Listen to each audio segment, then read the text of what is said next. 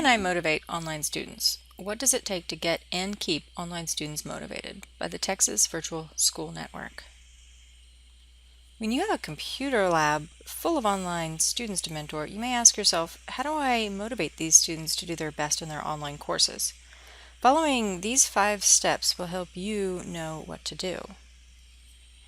First, have a daily check-in with each student. Not only does this help you take attendance, but the students need to know that someone cares how they do in this course and is keeping tabs on their progress. They may feel that no one else really knows what's going on with the course. The daily checkups also help you know if there's something the online instructor needs to know, such as if the student has had health problems or perhaps a death in the family. The simple act of checking in is vital to motivate online students. Second, get to know the students. As a facilitator, you're not just there to monitor the computer lab, you're there to help the students succeed. How can you do that if you don't know your students? Does your student want to be a doctor someday? Or are they training to be an elite athlete? Or are they part of a migrant family?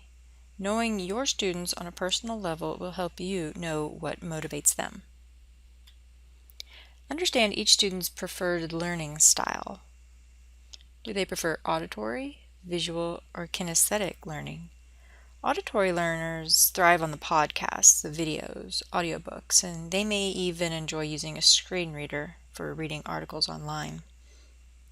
The visual learner prefers videos, diagrams, drawings, note-taking. They may even color code their notes and their schedules, and they may enjoy creating PowerPoint presentations.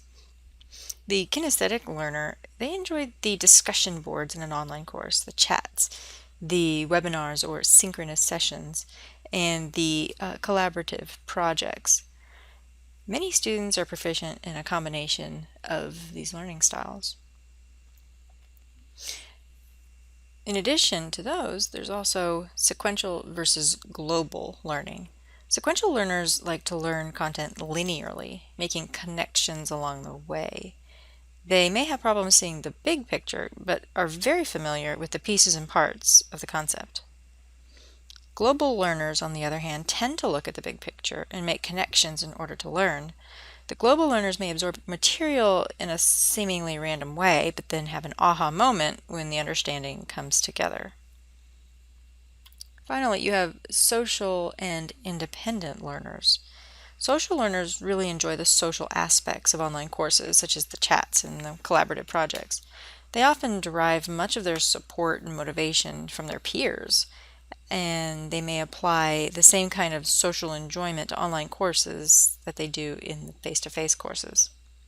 Independent learners, on the other hand, enjoy the independent aspects of online courses, such as researching, reading, and writing on their own. Each student will have their own preferences and strengths in these various areas and will likely be a combination of several.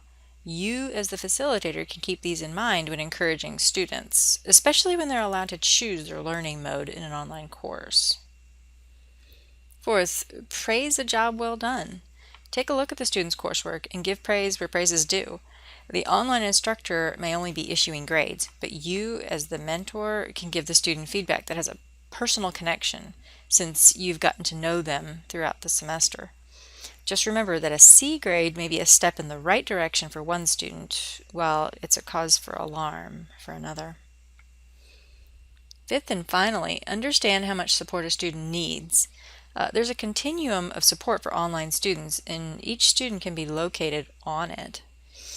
Students who are new to online learning typically need more support than the experienced ones. Likewise, younger students need more support than the older students. Elementary age students typically need full-time support. Students of any age who haven't developed a skill for self-directed learning also need more support than those who are self-directed. And also, early in the semester, most students do need more support, but by the end of the semester, many self-directed High school students need little to no support other than their daily check-in. In summary, ways to motivate online students: conduct a daily check-in, get to know your students, understand their learning styles, praise a job well done, and give the right amount of support. As a facilitator, if you follow these 5 key tips, your students will have a better chance at success in their online courses.